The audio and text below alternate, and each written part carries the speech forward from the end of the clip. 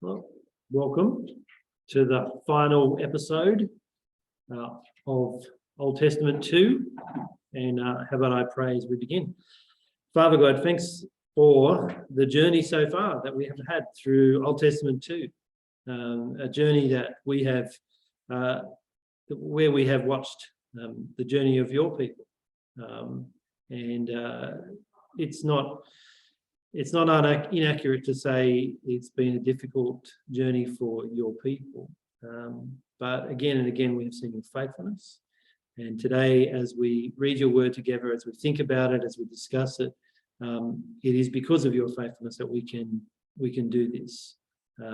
And the faithfulness of that day resulted in the faithfulness of your son, Jesus, by which and in whose name we gather today.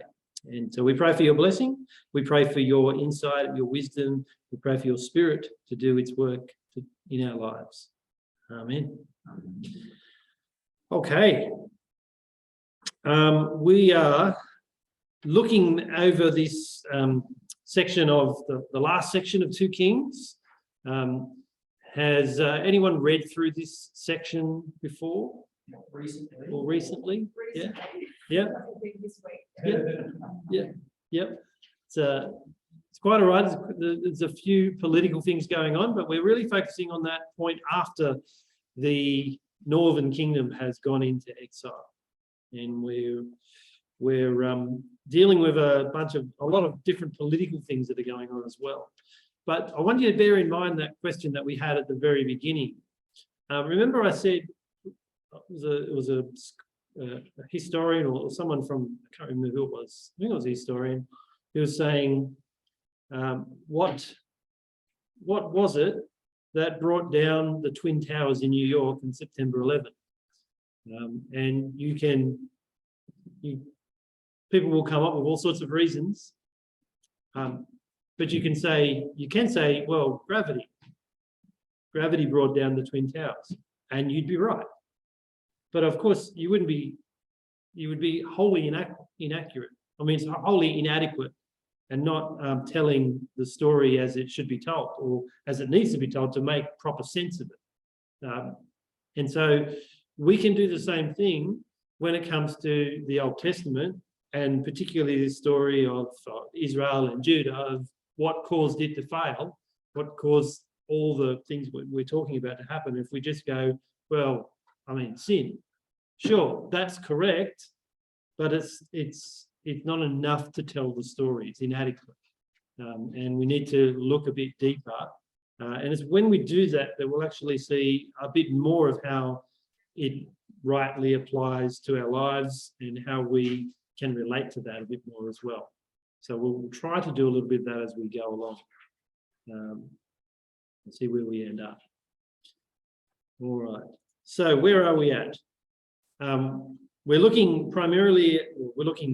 pretty much at the kingdom of Judah, the southern kingdom. We've had the fall of the northern kingdom, 722 BC. It's hard to get your head around. 135 years is when Judah continues on. Now, one of the troubles that we have is when we read those sorts of things, we go, we say it too quickly sometimes. We go, the northern kingdom fell first, and then the southern kingdom fell. And then is 135 years. Now, think back 135 years. Pretty hard for us. No one in here over 135 years old, is there? And so it is a couple of generations back. I think that as you read the Bible, sometimes we overlook that too easily, and we forget that there was an established normal, in some way, in that intervening period between the northern kingdom and the southern kingdom meeting their fate. And so as you look at the lives of the people that we have insight to, mainly the kings and some of the prophets and that, you've got to put yourself in their shoes and think a little bit empathetically not to let them justify themselves, but to understand a little bit more of the everyday of what's happening and the mindset, and to put yourself in that position. Those sorts of things stand out. And even as we'll look at the way the Southern Kingdom falls, there's a 10-year gap, even in that. 10 years is a significant amount of time in a lifetime, in a person's lifetime, particularly if your expected age of life expectancy is maybe 40 to 50, or who knows what exactly it is then, but that's a significant chunk of your life. So keep those sorts of things floating around in your mind. But they're the dates. That's the sort of time spans we're talking about. Now, what's happening in this time that more closer to the time when Judah is about to face its fate, but we'll start broadly and move in a bit more tighter. So we've got these Assyrians. So we know that the Assyrians were the ones who finally defeated the northern kingdom of Israel. And that was something dominating the narrative up until there. And the different alliances were made to try to keep the Assyrians, I guess, in their place. They were a very powerful military machine. They certainly were able to dominate all of the smaller nations all around them, and they had an efficient system of administration. It's documented historically, and they had an efficient way of dealing with those smaller nations to maintain the power that they have. One of the ways they do that is simply to deport the population and then dilute the actual nation. Because what you're trying to avoid is an upsurge in nationalism. They don't. There's some notes there on the table too, if you want that done. So if you think of a nation comes in, they defeat the military, they take out the political leadership, then they deport the people, and instead of bringing them back eventually, they send others back from other nations that they have defeated, or their own Assyrians. And over time, a few generations, you've completely not just wiped out that nation or decapitated its leadership or taken its power, but you've taken it to a point where they have no national identity. You've effectively erased them altogether. It's a very, very powerful way of dominating a nation. Is that what the Indonesians are supposed to be doing?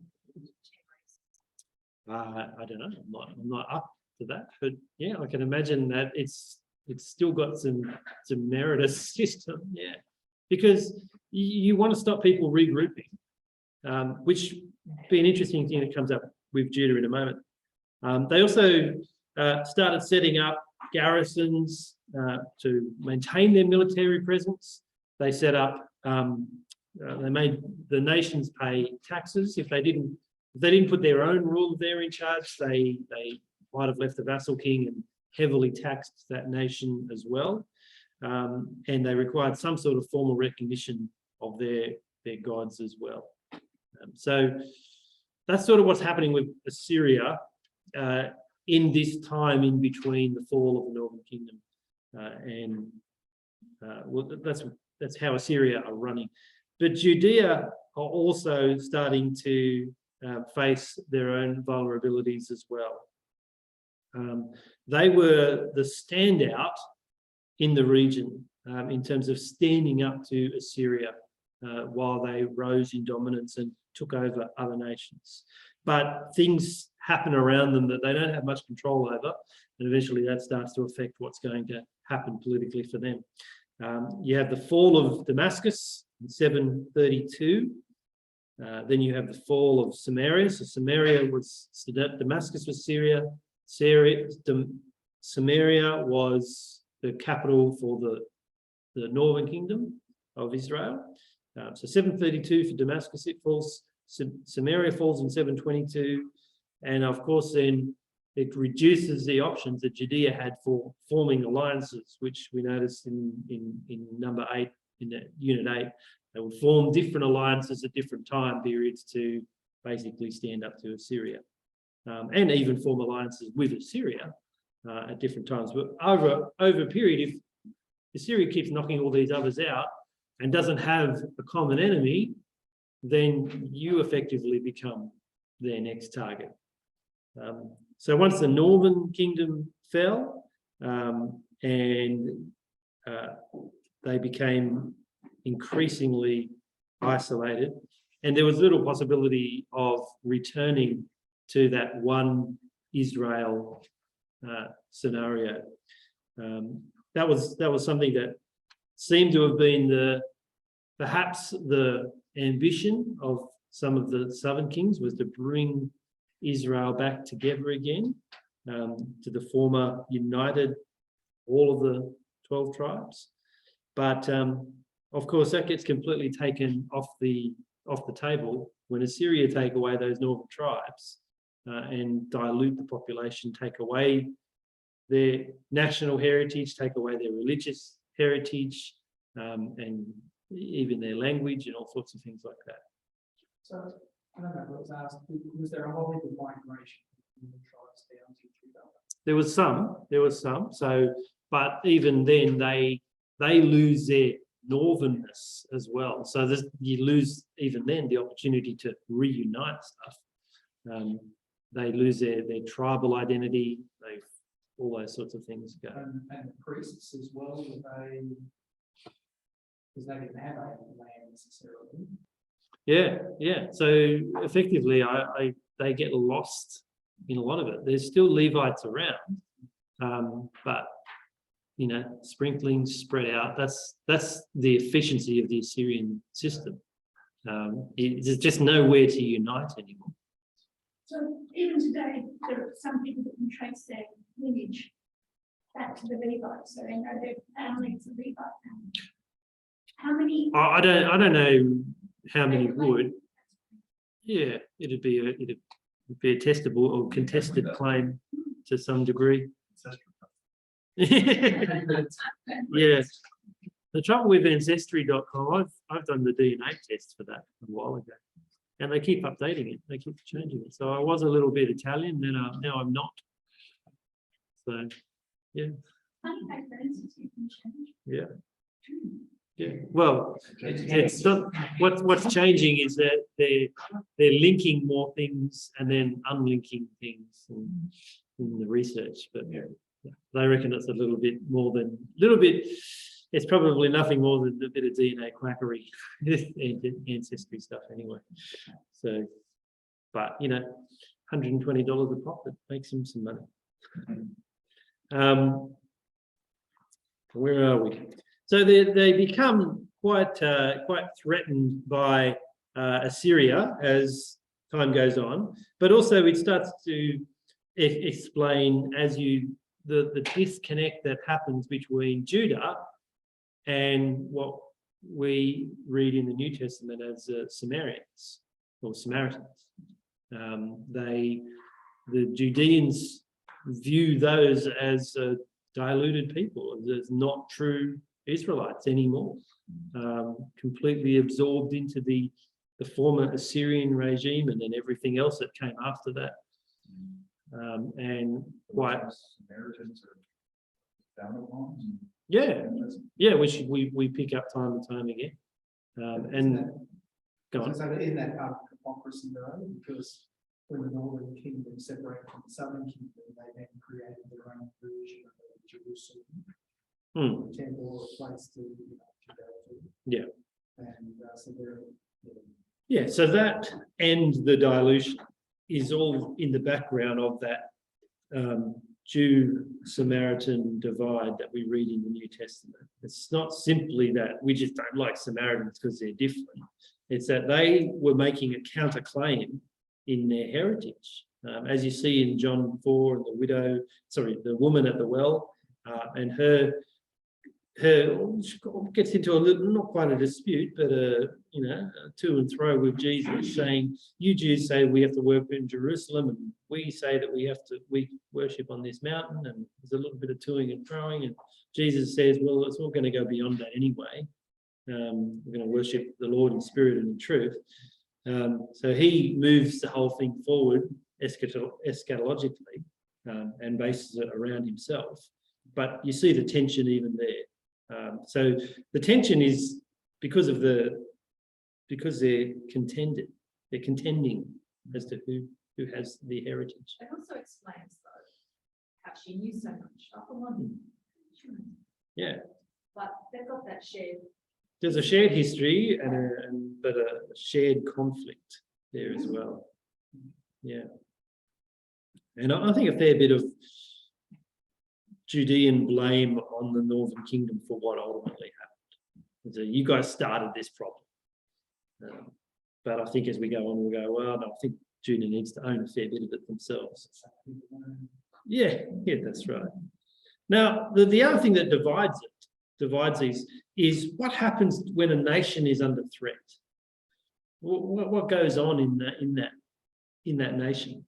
Usually nationalism within the nations. Yeah. When you feel under threat, you go back to you got to find, or at least even manufacture some foundational things. And so nationalism is on the rise in the southern kingdom of Judah. Hence, it's really on about being a true, loyal Jew, and further dividing, differentiating yourself between those people of the north who completely mucked it up for everyone and, are not true Jews. So there's this revival of nationalistic sentiment, history, literature, all those sorts of things start happening in the southern kingdom as well.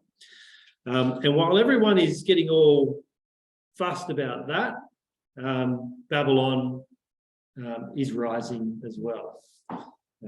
So Assyria will eventually fall to Babylon, and that's not going to relieve the pressure on Judah. It's just going to create more pressure, or a different kind of pressure, and replace the threat. So it's not relieved at all. Now we're going to look at a couple of kings. So we're going to look at from Hezekiah through to Zedekiah, and pick on a couple of them. These are the kings that led Judah in this period.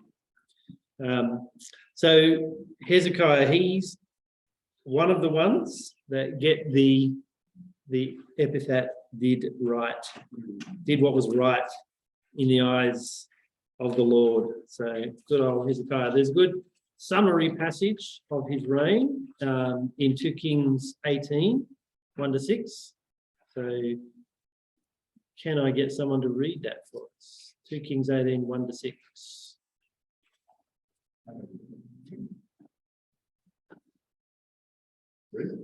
Yeah. In the 3rd year of Hoshea, son of Elah, king of Israel, Hezekiah, son of Ahaz, king of Judah, began to reign. He was 25 years old when he became king, and reigned in Jerusalem 29 years. His mother's name was Abijah, and daughter of Zechariah. He did what was right in the eyes of the Lord, just as his father David had done. He removed the high places, smashed the sacred stones, and cut down the Asherah poles.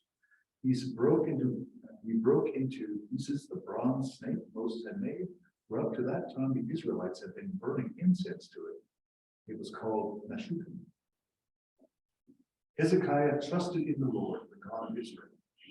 There was no one like him among all the kings of Judah, either before him or after him. He held fast to the Lord and did not stop following him. He kept the commands the Lord had given Moses, and the Lord was with him. He was successful in whatever he undertook. He rebelled against the king of Syria, who did not serve him. From watchtower to fortified city, he defeated the Philistines as far as Gaza and its territory. Go on. Yeah, that's right. That's right. It kind of stopped a bit awkwardly where it was in verse 6. But there's a number of things that he does. I think he's rightly called a reformer. What can you see some of the things that he's reformed there?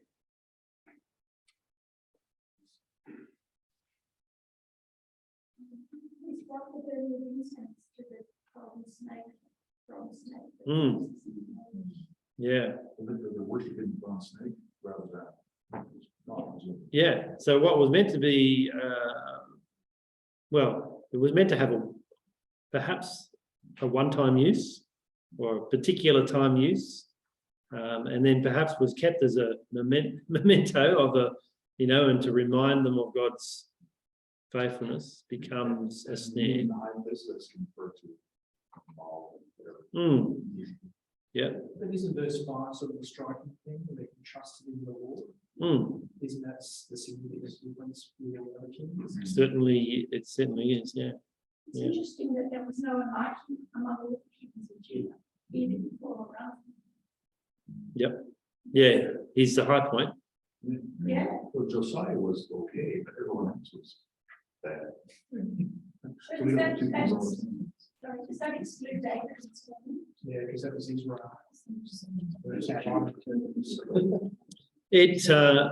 I don't think so, though. We'll see later on that David becomes the rule or the measure of all kings.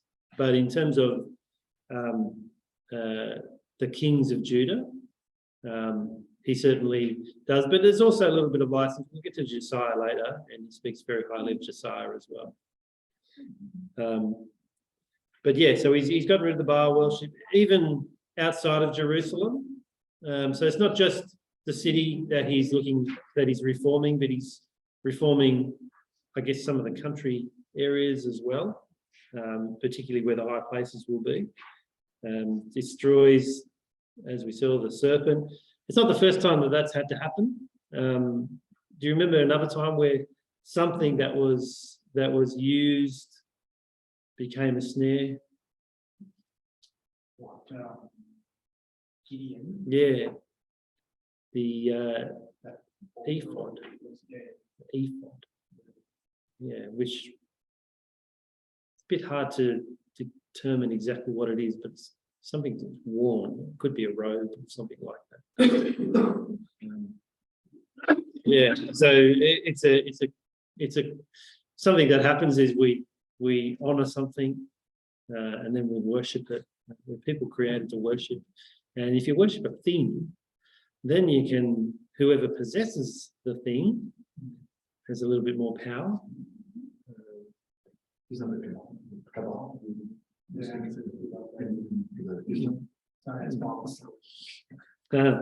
Yeah, but if you can possess it, hence the whole prohibition against idolatry and even making an image of God.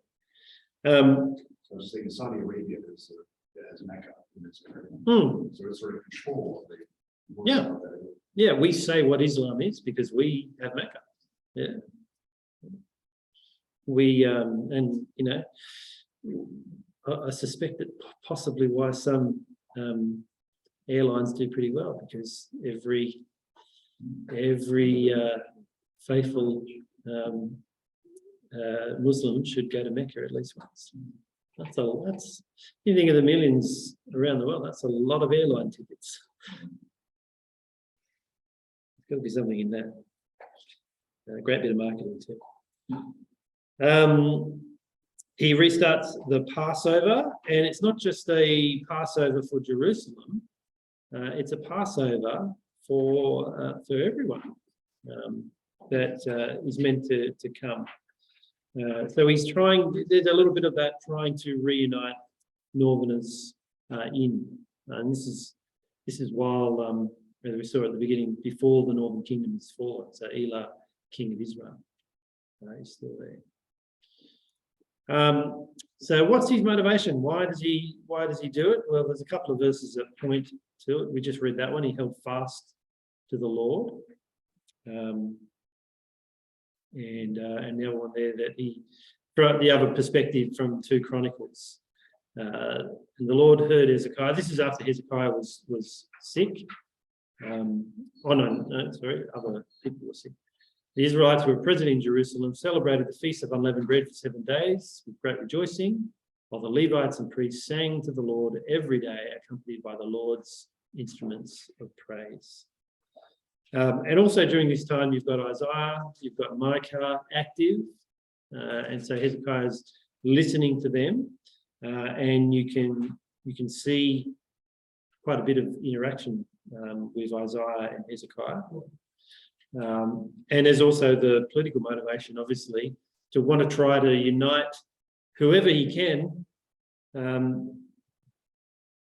against Assyria. And getting them all on the same page theologically is probably a good idea to do that. And of course, like every good king, Hezekiah decides to rebel against Assyria, perhaps determining that there was a bit of weakness on the front of Assyria. This is a good time. And so he rebels against them, which we read there in 2 Kings 18:7. And he's also watching that the Assyrian king has trouble on his home front, a bit of rebellion going on there, but he also has trouble with Egypt rising in power. So if you think about, I didn't put a map in there, but if you think about Egypt were always down in the south, Syria were in the north, Israel and Judah were right in the middle between the two. And so their very nation is always on contested ground. You control Israel, then you have a handy front against your enemy there. But Israel are always the meat in the sandwich a little bit there.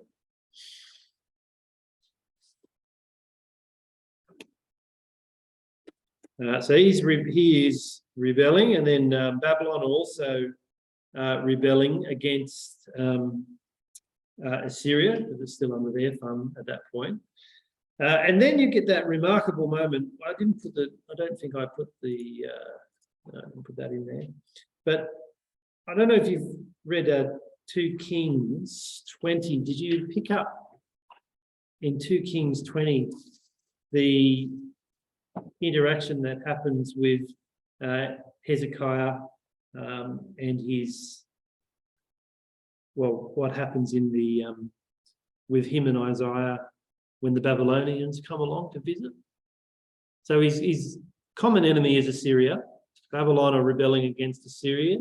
Hezekiah is rebelling against Assyria. And then Hezekiah receives a delegation from Babylon. And Hezekiah goes, well, let me show you all my stuff. Let me show you, how God has blessed us. So 2 Kings 20 from verse 12, at that time, Merodach Baladan, son of Baladan, king of Babylon, sent letters and a gift to Hezekiah since he heard that Hezekiah had been sick. Bit of a get well card.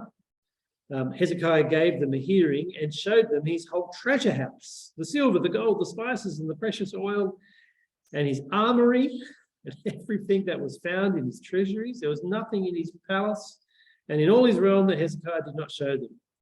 Then the prophet Isaiah came to King Hezekiah and asked him, what did these men say, and where did they come to you from? Hezekiah replied, they came from a distant country, from Babylon. It doesn't sound good, does it? And what have they seen? Asked Isaiah. They've seen everything in my palace. There isn't anything in my treasuries that I did not show them. Then Isaiah said to Hezekiah, hear the word of the Lord. The time will certainly come when everything in your palace and all that your fathers have stored up until this day will be carried off to Babylon. Nothing will be left, says the Lord. Some of your descendants who come from you will be taken away, and they will become eunuchs in the palace of the king of Babylon. Now, for anyone who hears that, you should probably be troubled. And Babylon's not a superpower at this point. How does he respond? The word of the Lord that you have spoken is good, he thought. Why not, if there will be peace and security in my lifetime? We read this as part of our family devotions a few weeks ago, and my daughters went, okay, boomer. That was their response. Because that's their response to anyone who is older, like Hezekiah, who kind of basically says, "Oh, it doesn't matter. It'll be long after I die." Talking mainly about like environmental issues and stuff like that. There's global warming. I'm going to be dead in 15 years anyway. That's kind of the same response. Not a very nice one, really.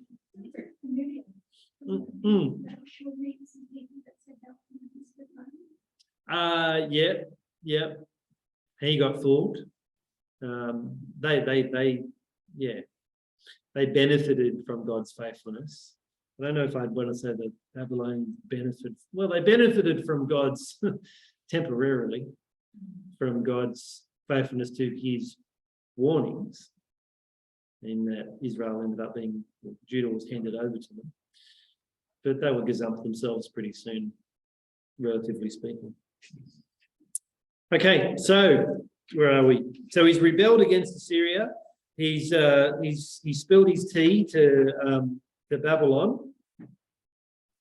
He's probably feeling fairly confident because he's taken care of some of the Philistines as well, and regained Philistine territory. And he survived, but by the end of his reign, Judah is in a fairly weakened state. Syria and others have been pressing around, and the countryside is not as in good a condition. Jerusalem's safe, but the rest of the place is looking a bit trashed. The water duct, yes, yeah. During the siege, while the Assyrians were on his doorstep, or before to protect them, but he survives. Yeah, you can still see that water duct today.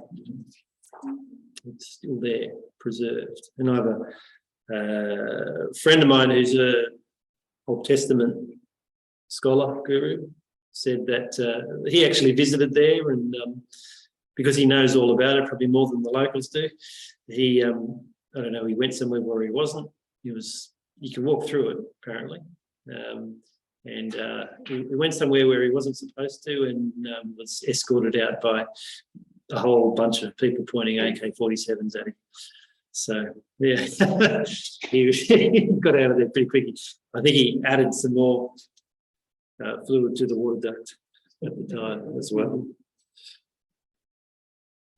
Okay, so here's where we also get what the PTC notes will point to as the pendulum swinging back and forth, because we move on to Manasseh. So we've had Hezekiah, his son Manasseh picks up after that, and let's read a little bit about his reign from 21:1-9. Who wants to read that for us?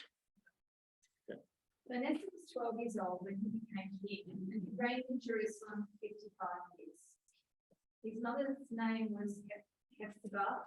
He did evil in the eyes of the Lord, following the detestable practices of the nations the Lord had driven out before the Israelites. He rebuilt the high places his father Hezekiah had destroyed. He also erected altars to Baal and made an Asherah pole, as Ahab, king of Israel, had done. He bowed down to all the starry hosts and worshipped them. He built altars in the temple of the Lord, of which the Lord had said, "In Jerusalem I will put my name."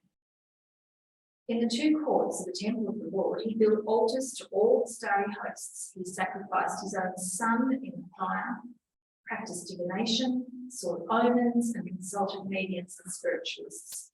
He did much evil in the eyes of the Lord, arousing his anger. First time. He took the carved Asherah pole he had made and put it in the temple of which the Lord had said to David and to his son Solomon, "In this temple and in Jerusalem, which I have chosen out of all the other tribes of Israel, I will put my name forever. I will not again make the feet of the Israelites wander from the land I have given their ancestors, if only they will be careful to do everything I commanded them and will keep the whole law that my servant Moses gave them." But the people did not listen. Manasseh led them astray, so that they did more evil than the nations the Lord had destroyed before the Israelites. All right. Thanks for that. So here we go, back to this pendulum has swung. We're back to paganism again, very strongly. We're worshipping Baal, we're worshipping stars, we're trying to contact the dead, we're engaging in human sacrifice.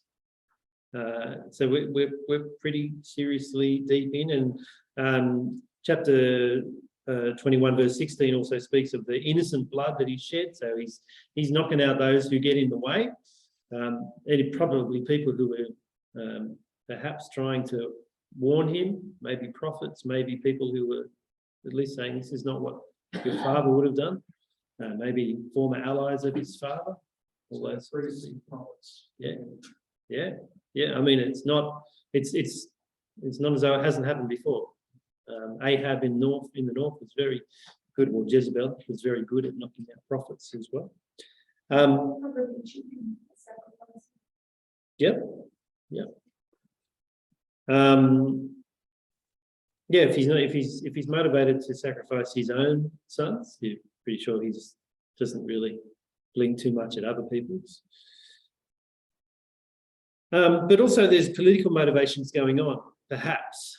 And perhaps, trying to carry up to Assyria, or not look like a particular threat, and a little bit more syncretism that comes in where you try to take on both, although he ends up almost looking completely pagan.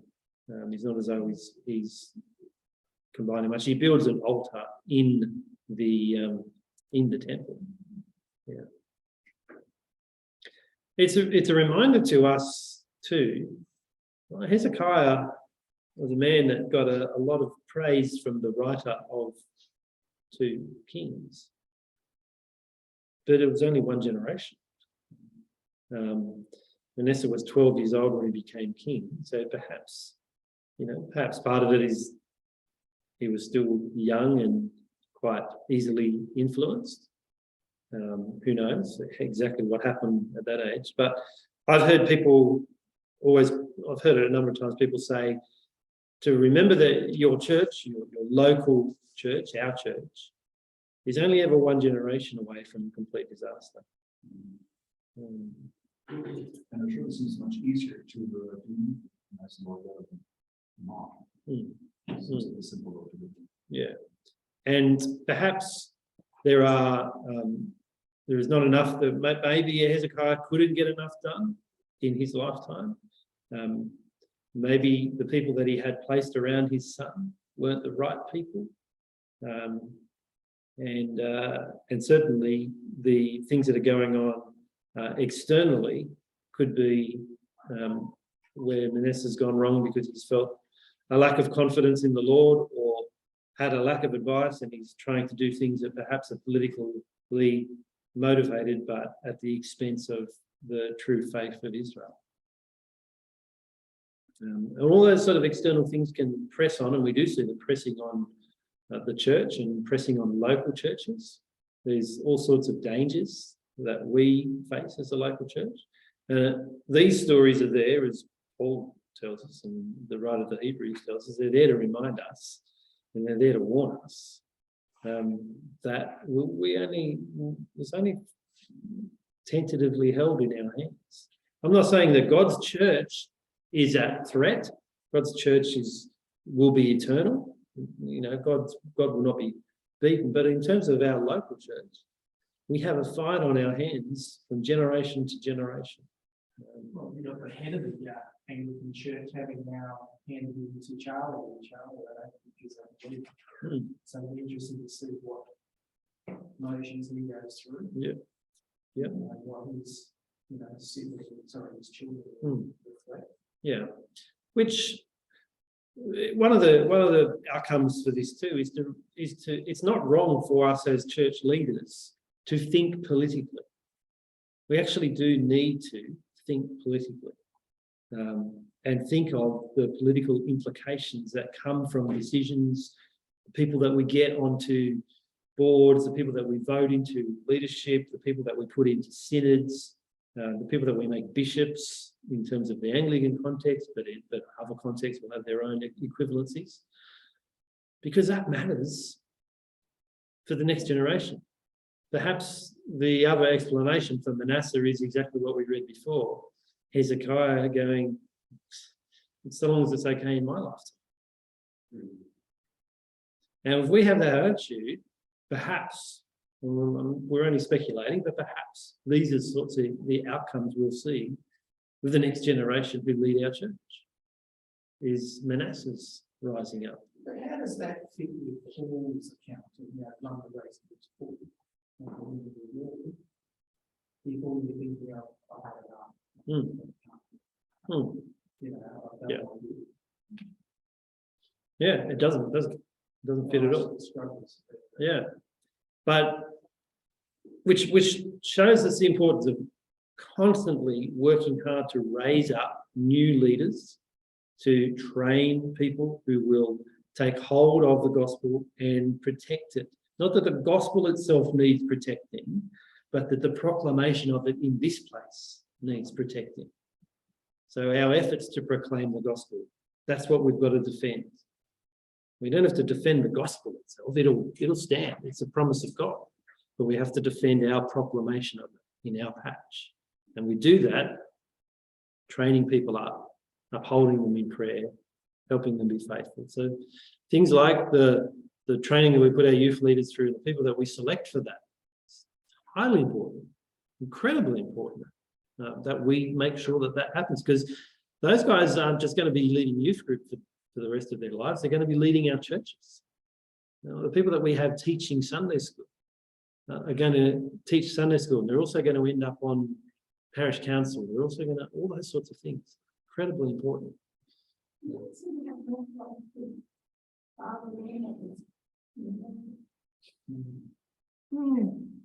Perhaps, yeah. So, when you see how the video of this,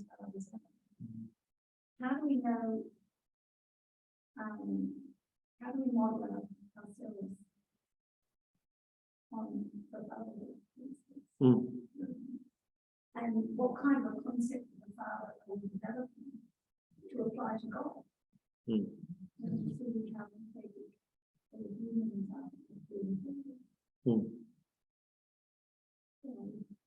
I think it's more of a journey, trying to get it rather than an endpoint. You have to think the idea of God, this journey into. Sorry.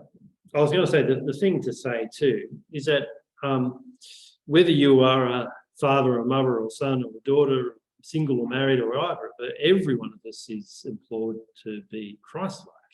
As the example that we're given ultimately. We're not always, I mean, we are pointed perhaps to, Hebrews 11, we are pointed to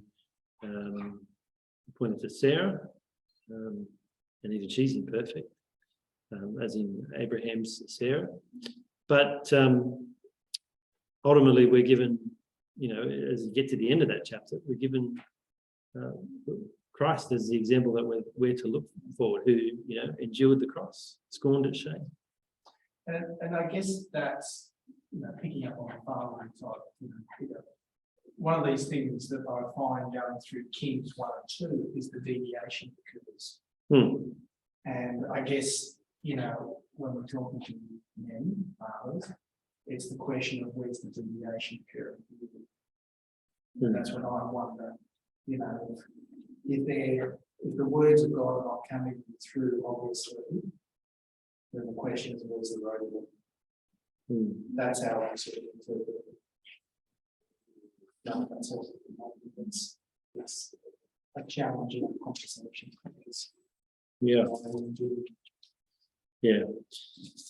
But it just shows us the absolute importance of that, of passing on to the next generation the gospel. And I think a lot of times, sadly, that's what you can see goes wrong in churches where they crash, is nobody's been handed on the gospel.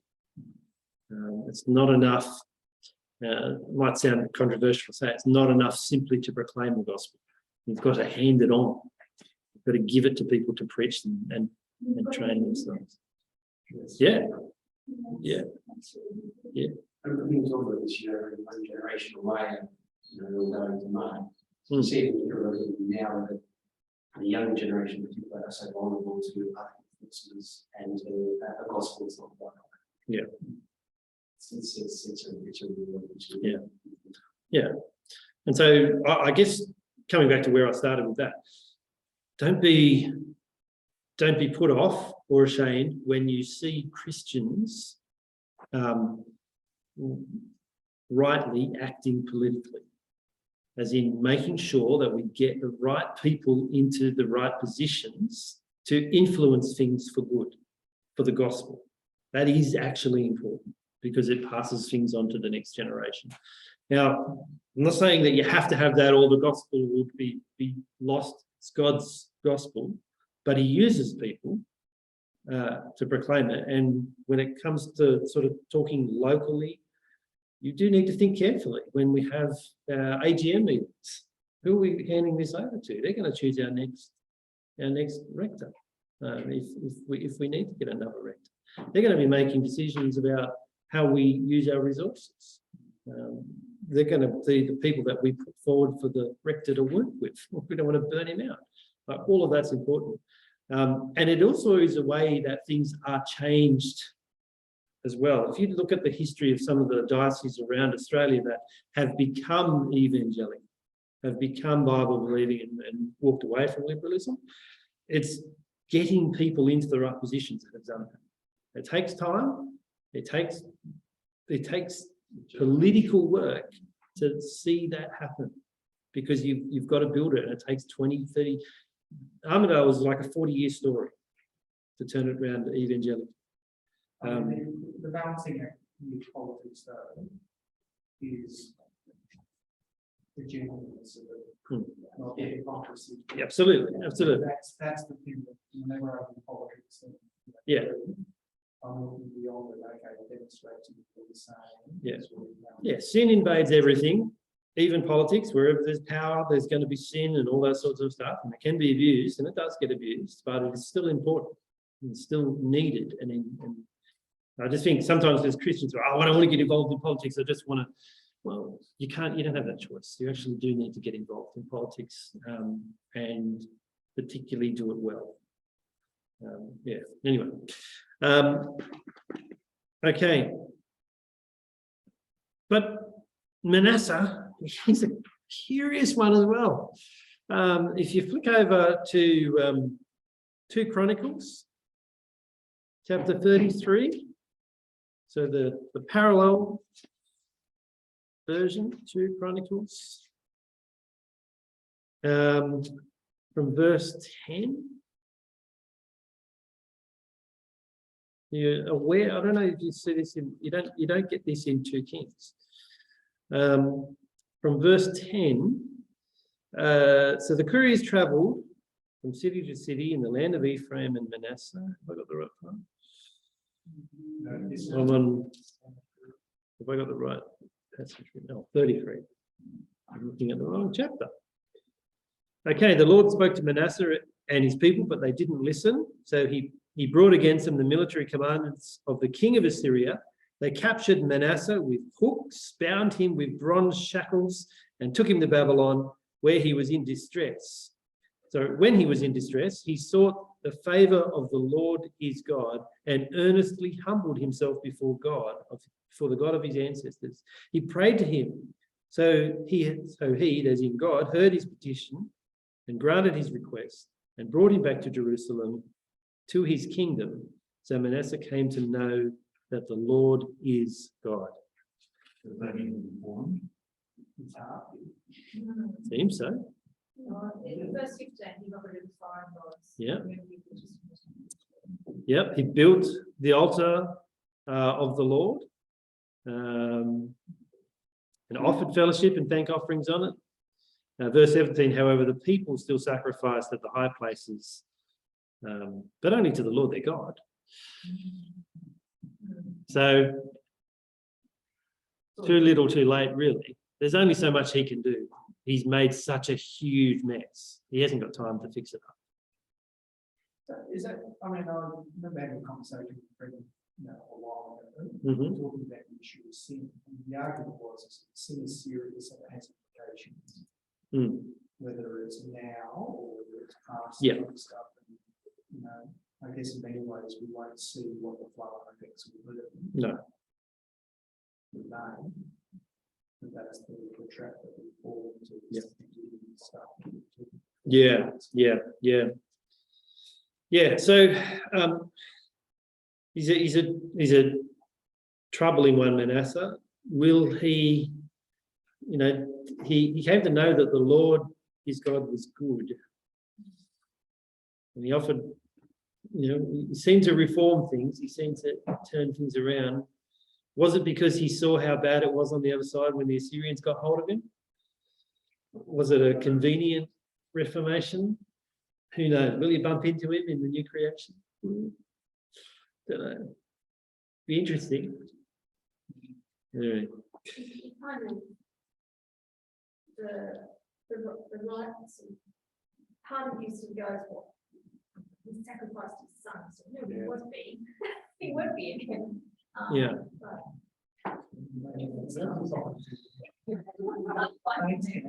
Yeah. Hey, you guys should know each other.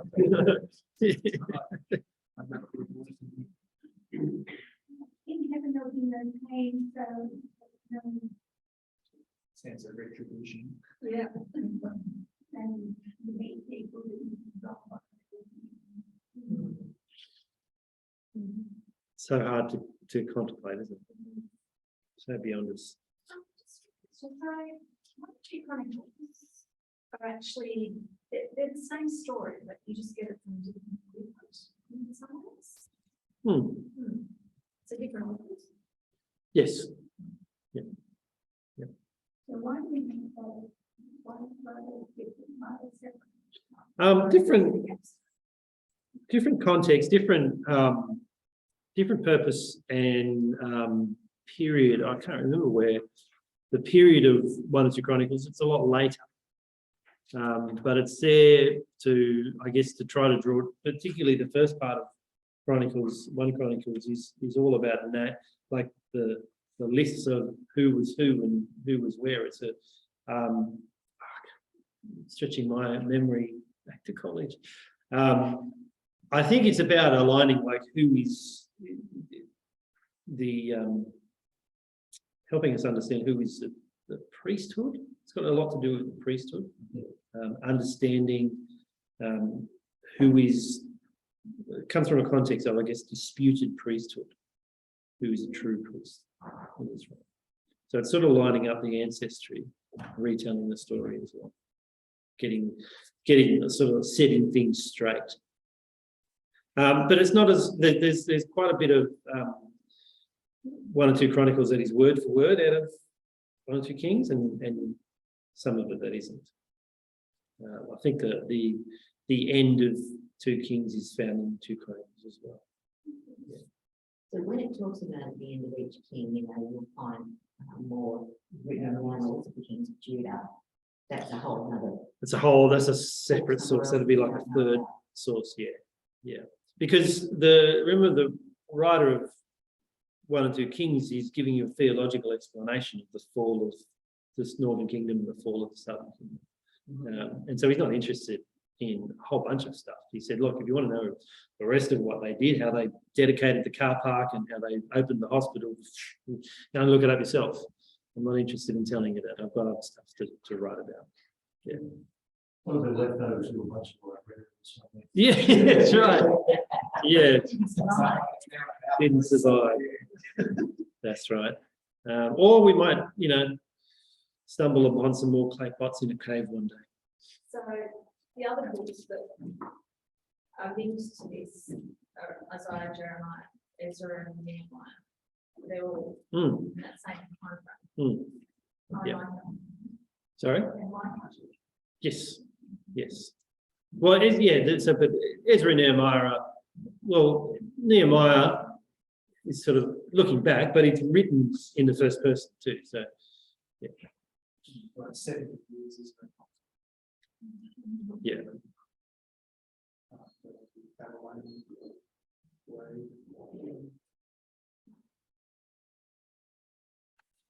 All right. Now, so there's Ammon, his son Manasseh, picks up where Manasseh left off before he reformed. So the pendulum swings terribly to apostasy and paganism with Manasseh. It swings back with Manasseh just briefly, and then back again to paganism and evil with Ammon, his son. And then he only lasts 2 years or something like that. And then it's back to Josiah. So we don't name our sons Manasseh, but there's plenty of Josiahs out there. You don't name our daughters Jezebel, but there's lots and lots of Josiahs that I've heard of.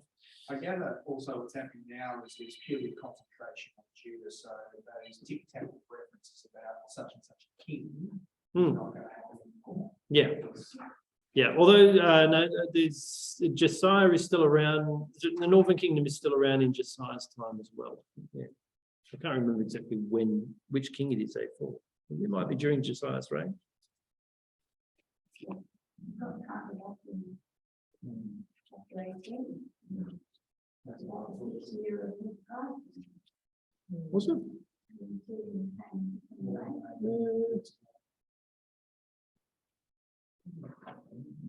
Okay, yeah, I'm getting confused. There's too many to keep my head around. Okay, so you can read about Josiah in 2 Kings 22 to 23. Do we want to read that? It's got actually. No, we might read the next. What's the next bit? No, we'll read another bit. So Josiah is a great reformer. He's repairing. Well, before he's repairing, he's destroying. He's destroying all of the places of worship outside of Jerusalem. So again, the high places, similar to his great-grandfather, Hezekiah. But he even goes into the north, does a little excursion up into the north to Bethel and destroys the shrine in Bethel. Which, if you think about it, remember the refrain that was the way that all the northern kings were assessed was whether they engaged in the sin of Jeroboam, son of Nebat. So that was the big sticking point throughout the kings of the north. And Josiah comes through, and that's a big deal to knock out that altar and stop this apostasy of the way that they were pretending to worship the Lord there. So he's destroying a lot of things, and then he's repairing the temple.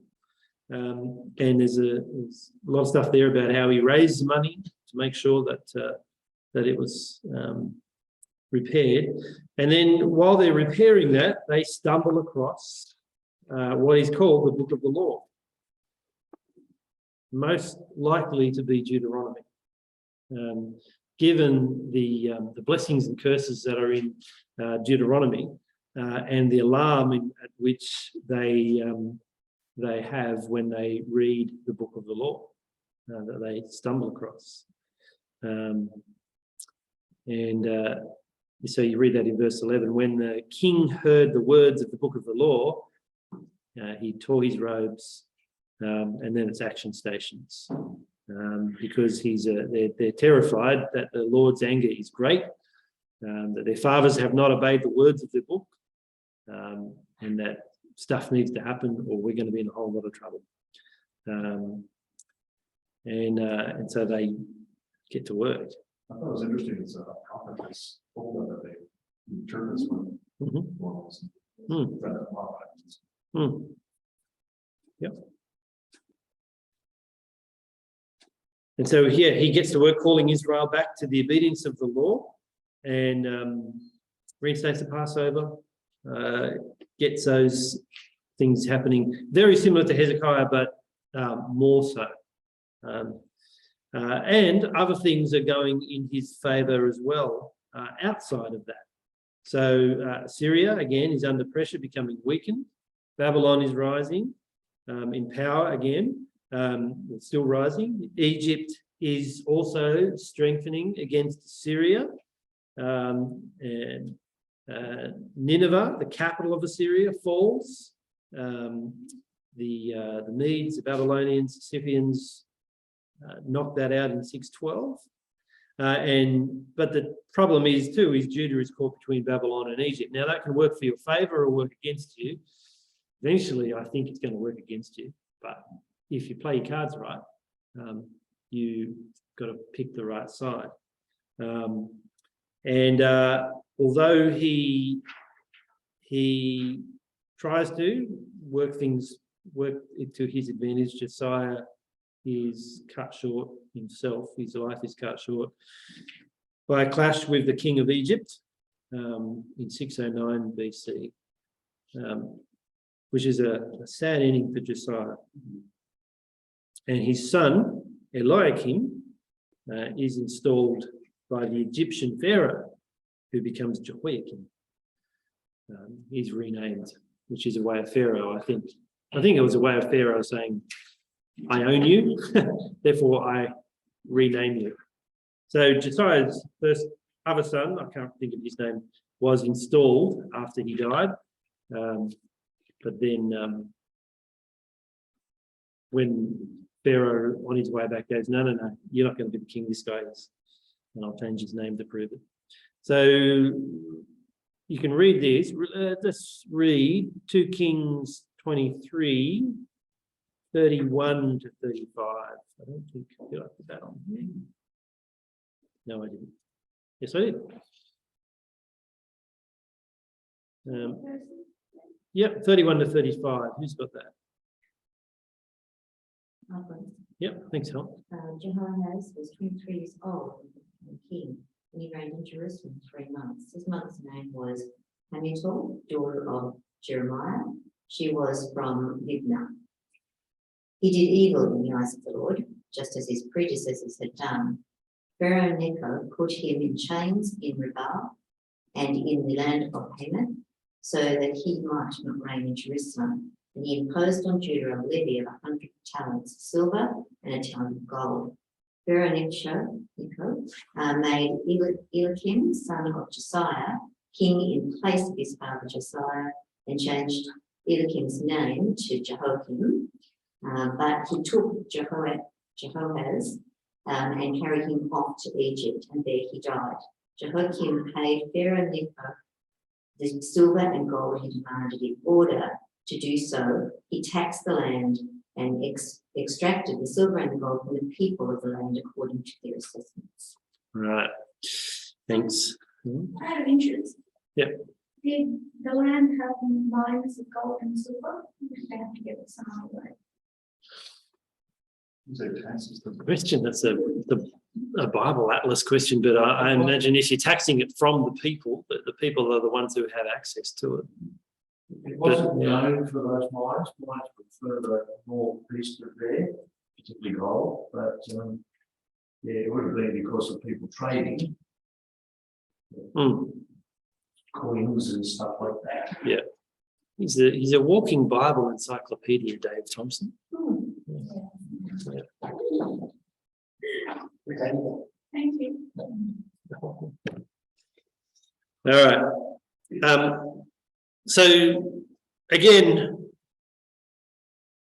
the pendulum, you see the pendulum swing. back for Josiah's son, even Josiah, who reigned 40 odd years, started very young. Even his son wasn't that great. Did evil in the eyes of the Lord. He only had 3 months. Still managed to muck it up in that time. Perhaps. Shows you the importance of the next generation. All right, so we head into the subject of the Babylonian exile. So how does it all happen?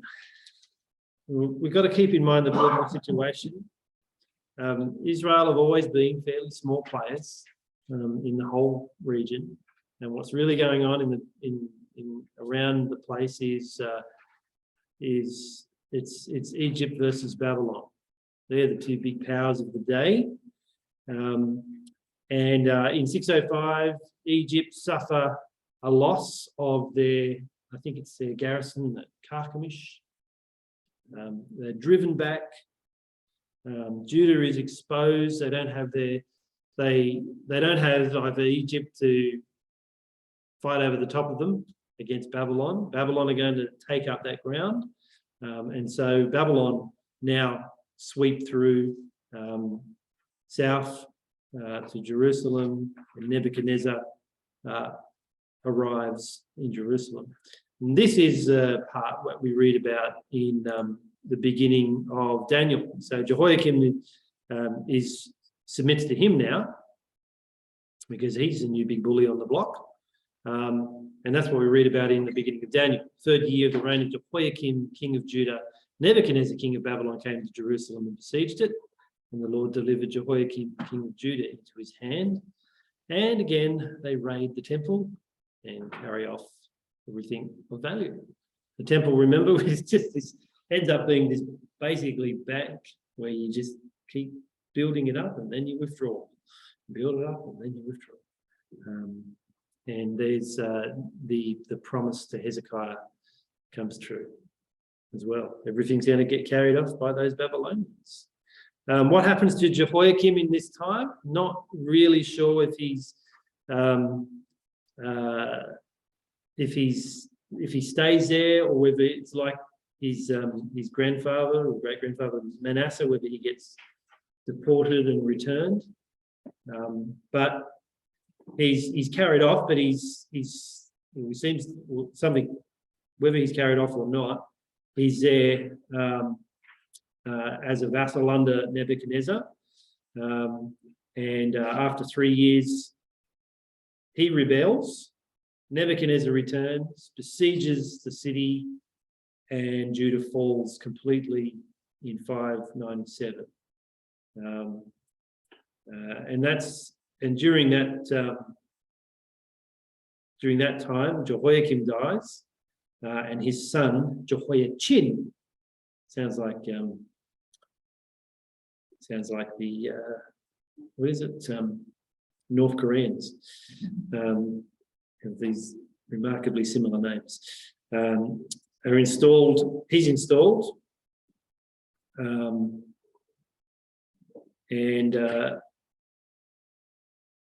but that's so he's installed while Nebuchadnezzar's coming against them.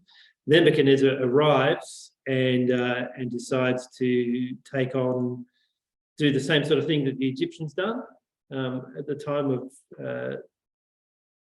Josiah died. So he goes, no, you're not going to be the king. Zedekiah will be the king, another son of Josiah. So this is Jehoiachin's uncle.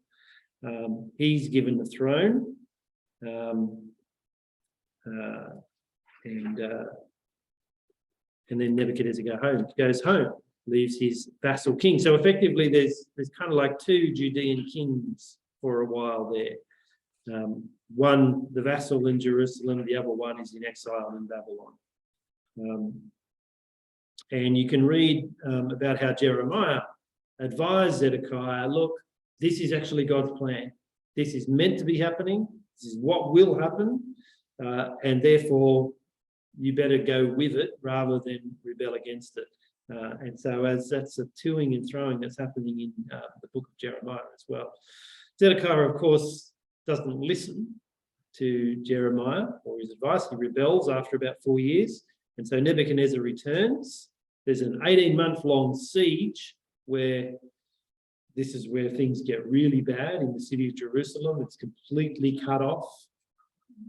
Yep, there's a little bit of silence of the lambs going on.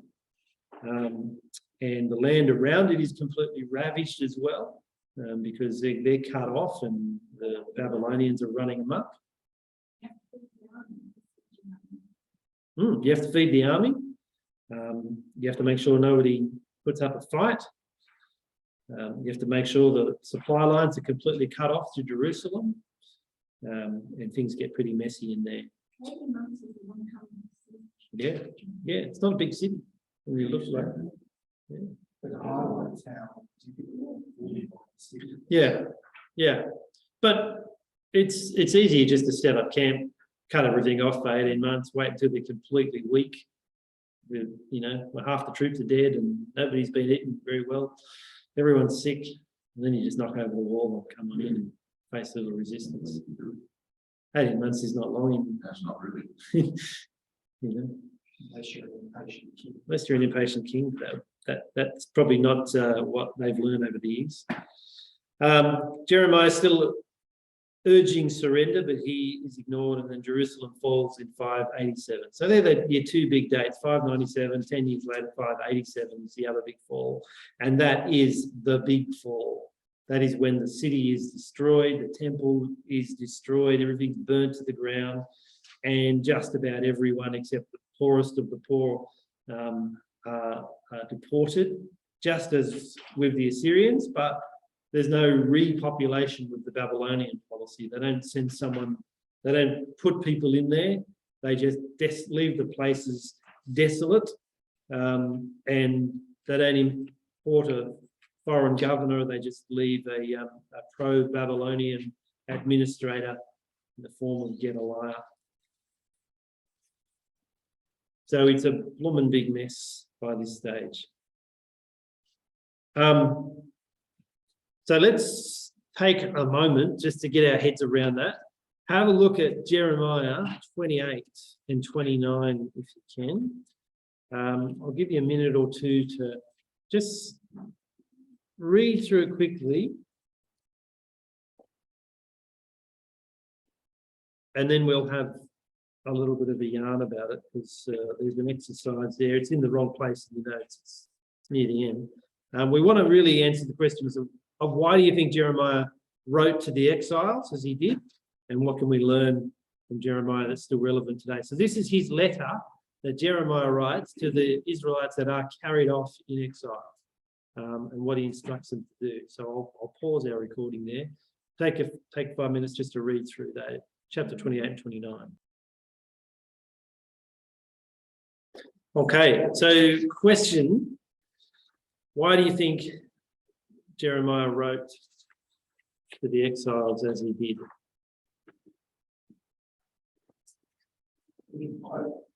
Some course, they Give them hope. Keep believing, keep praying to the Lord. Yeah. Don't fall into trouble with these liars and these false. Yeah, because there's a lot of falsehood going on, isn't there? And he's got to counter that. Don't buy it. Yeah. What are they saying? Also tells them to reject it still. Yeah. Yeah, there's going to Bad times first, and good times. bad times first, good times later, but to maintain their hope in the Lord. Those bad times will last for 2 generations, several years. Yeah. What was being promoted at the time?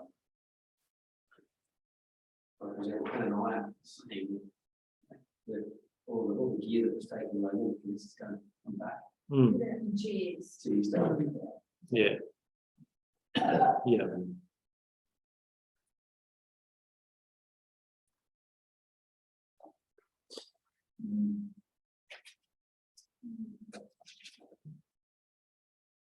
What do you think is still relevant for today? Well, We need to be careful with what we believe Mm-hmm. and who we listen to. Yeah, you need to be careful with what you believe, who you listen to. It's reassuring for people who live in the farmland. Yeah. And also at times are really tough and God seems far away. He's not. Yeah. So that particularly that comes out for when he says after the poster verse of 29:11. What do you know what I mean by that? 29:11. Have a look at that. For I know the plans I have for you. That's the one that's on all the Christian posters. Often misused as a verse to say, you know, God's on your side and he wants to prosper you and make you happy and wealthy, except that it's couched in a passage that's telling the exiles, you're not going to be happy. You're going to suffer the judgment of God, but he's faithful. It's not a promise of health and wealth. It's a promise of exile and hope in the end. But straight after that is actually a great verse. You will call on me and come and pray to me, and I will listen to you. I mean, as an exile in Babylon, you've got to keep in mind, they have lost what is so precious and has been with them for hundreds of years. They have lost the temple. They have lost, well, you know, it's about to be burnt down, but they have lost access to the temple. They have lost their land. Like the land was so precious. It was a container of promises. And what on earth is going to happen to the Davidic dynasty? Like it's so, everything has been stolen away from them completely. You will seek me and find me when you search for me with all your heart. I will be found by you. I will restore you. Like it's certainly what they needed to hear. But it's not a no holds. It's not what we often use that verse 11 for. That God's just going to give you everything your heart desires. He's going to work through his plan, and his plan includes a time of judgment and punishment. And it's also a question about what's wrong with that. If so long life, this life, it's going to have valleys and troughs. When you get to rock bottom, you might not even get the outcome that you want to see. But God's got a plan for you. So you just trust him. That's what the joy is all about. The joy is not, well, then it's a year and later. So it could be. It's more about that sense of calmness during these storms of life. You just trust. But when you say that, you've got to also maintain what's happening here. Like there are peaks and troughs. I suppose you've got to be careful when we say life gives us that. Well, what are we attributing that to? Because life, there's not some sort of impersonal force that's bringing about all these peaks and troughs. There's a big trough here, a 70-year-long one, and God is imposing, and he's doing it as part of his plan that as a good God who loves his people and is going to be faithful to his promises, he is giving them this huge, unthinkable 70-year trough. Yes, true. And it was an exile that lost and devastating. It's not leaving them back in the middle of the desert. No. It's going to But Babylon, Babylon was a civilized country. Yeah. And Nebuchadnezzar was the greatest king there. And he said to them here, build houses and settle down. But plant gardens. Yeah. He's really hit the loss. I mean, they're not really like it in many ways. He also became a loony. Nebuchadnezzar for a period. But here's the danger. That is good. Like, yes, there is, and we see that happen. But also, let's remember, like, it was also, even within that, an incredible time of danger for the whole project.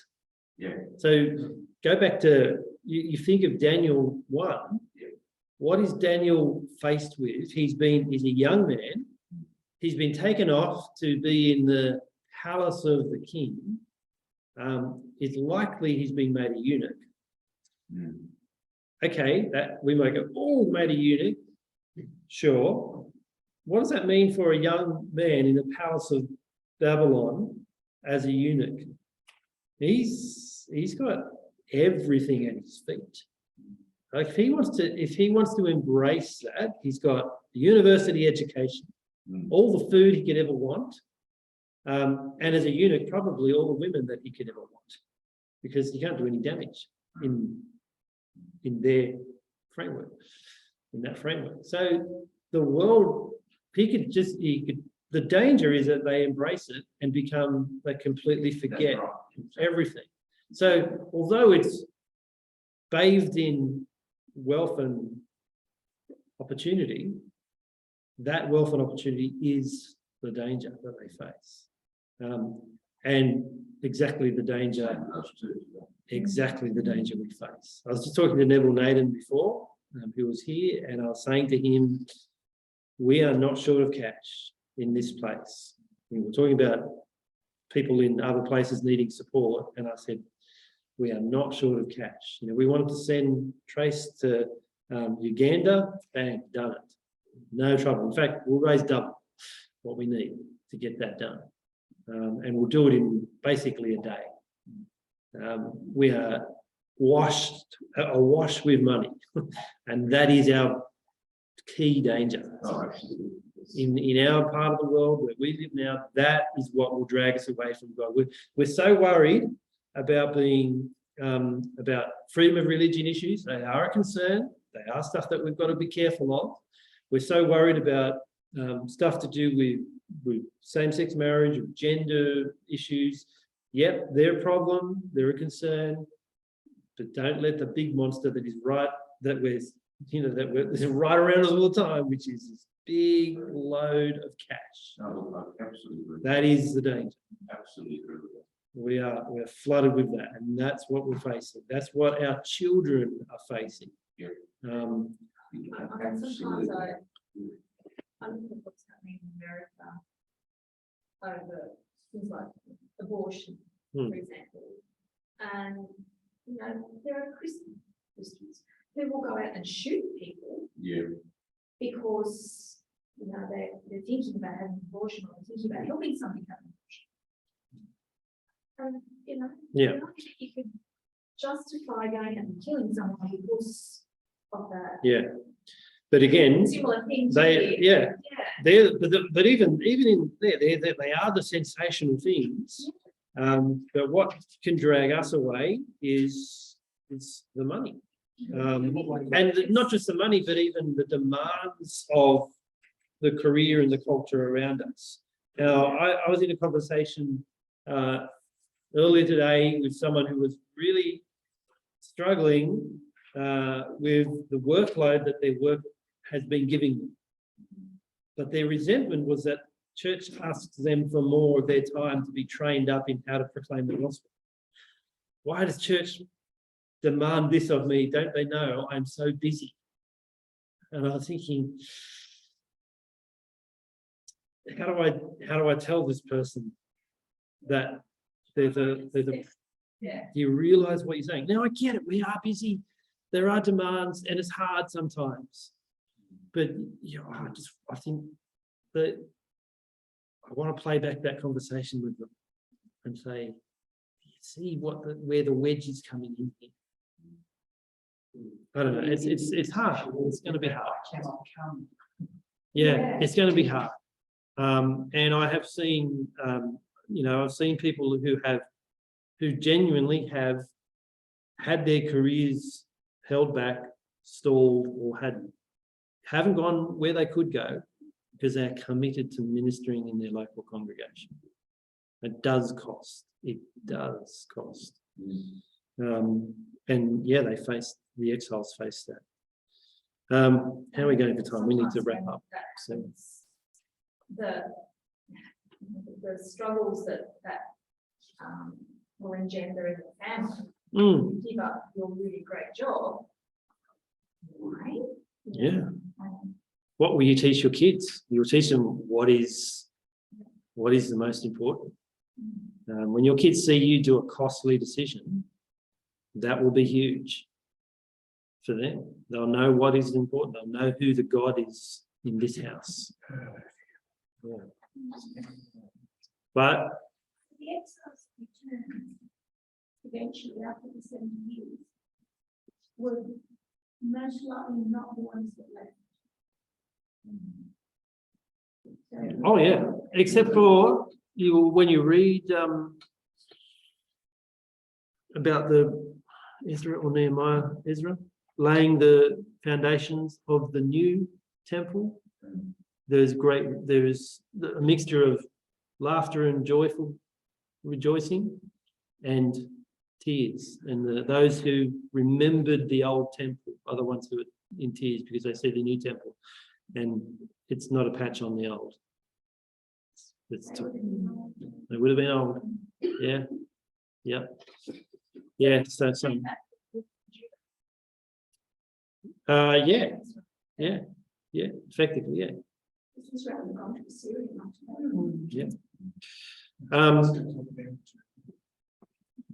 So we better wrap it up quickly. God is a long-suffering God. He suffers his people and their rebellion, yet he sticks with them throughout this Davidic dynasty, all the evil that we saw come up. We saw Josiah's reforms, and he receives unqualified approval of the author. He undoes a lot of things, but it's kind of like a little bit too little too late as well. David is the one that is a model of faithfulness, a measure of faithfulness through these kings, which is beyond what we saw with Hezekiah and Josiah. He's the model. And you think about David, what was faithful about David? There's a lot that was unfaithful. But it was his heart after the Lord. We saw the apostasy and intermarriage of the southern kings with the house of Ahab and those sorts of things that got in the way and brought apostasy into Israel. We saw the sin of Manasseh, which was quite comparable to the sin of Jeroboam. Jeroboam set up the false altars. Manasseh did that within the temple.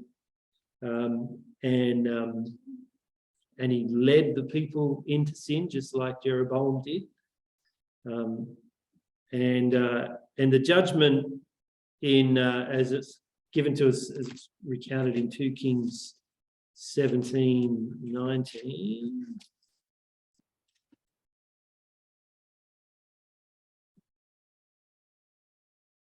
Let's make sure I'm getting the right Bible reference here. Okay, even Judah did not keep the commandments of the Lord their God, but lived according to the customs Israel had introduced.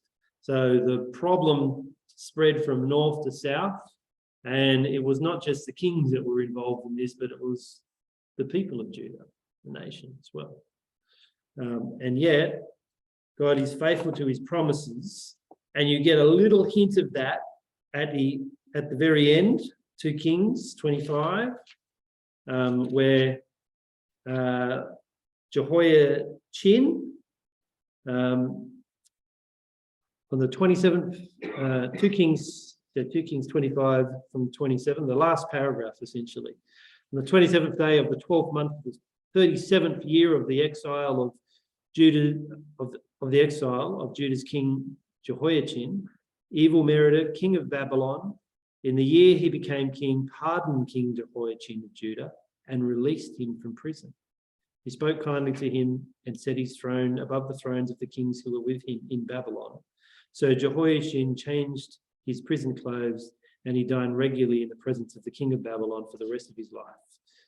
You get a little bit of a hint that there's a a story still to be told here. And that's what we're looking for, because we know those promises that were given to David and meant to be carried on through his sons. We talked about the living in exile, that it wasn't all mud and straw making bricks like it was when they were in Egypt. In fact, they live pretty well. They're urged to settle, marry, breed, carry on, and you even get to the point where some of them don't return when they could return from exile. They've got it good. We're settled. The kids are in a good school. We don't, I've got a great job. I don't want to go. I don't want to go. Yeah. Well, they do. But the big change too is they lost all those external things that aided their faith. They lost the temple. They lost the land temporarily, but well, for many of them forever.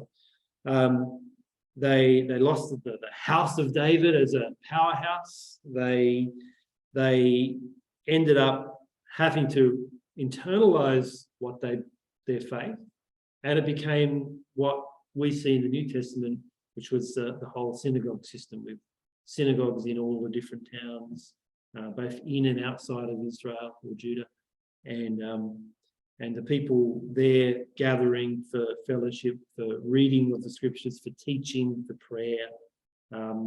That's a result of what happens in the exile, and that's what happens. Yeah, that's what we see in the New Testament. How about we draw to a close there? Read through the notes. Who's going to do the exam? Now we got a couple. Most of you are doing the exam. Well done. Well done. At some stage. You got plenty of time, don't you? I'll do it in the day before. Yeah, I didn't. That's what it is. Yeah, I'd encourage you do it sooner rather than later. If you can plug it in the next 2 weeks, do it while it's in your head. Honestly, you guys are great. You would probably do fine doing it now. If you sat down now, you'd at least pass. But it's not about passing. Yeah, do your practice exams, but I'm sure you'd be fine. Well, can we, as say thank you for taking us through this? It is a hard slog sections. It certainly start with a chance. Thank you. And yeah, I have a lot of respect for the amount of work that Dave puts in. It's and the fact that he's always there as the backup encyclopedia. It's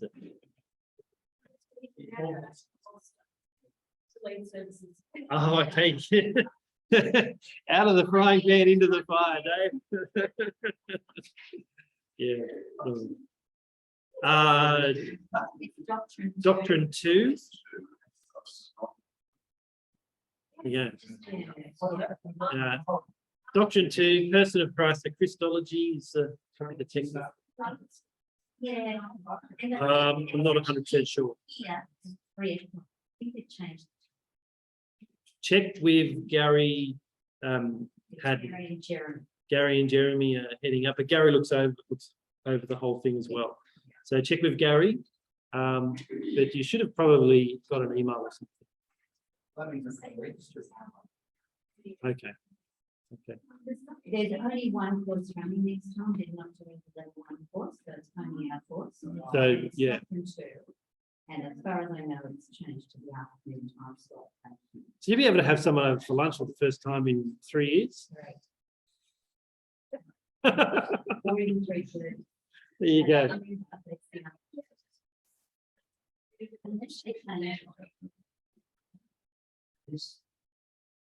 Yeah, well, that's why we have the recordings, though. If you need a week off, you can back it up.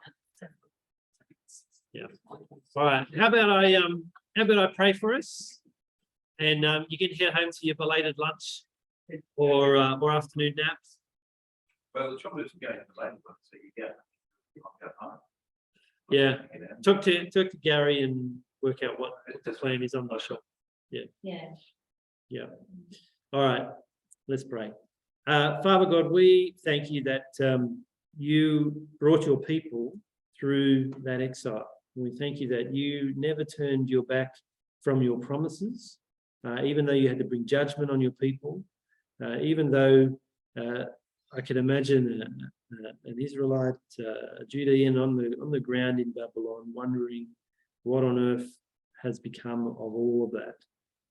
And yet, in your plan, you knew exactly what was coming of that. And you were not going to bring about just another episode of Israel and land and kings and temples, but you were heading towards something far greater.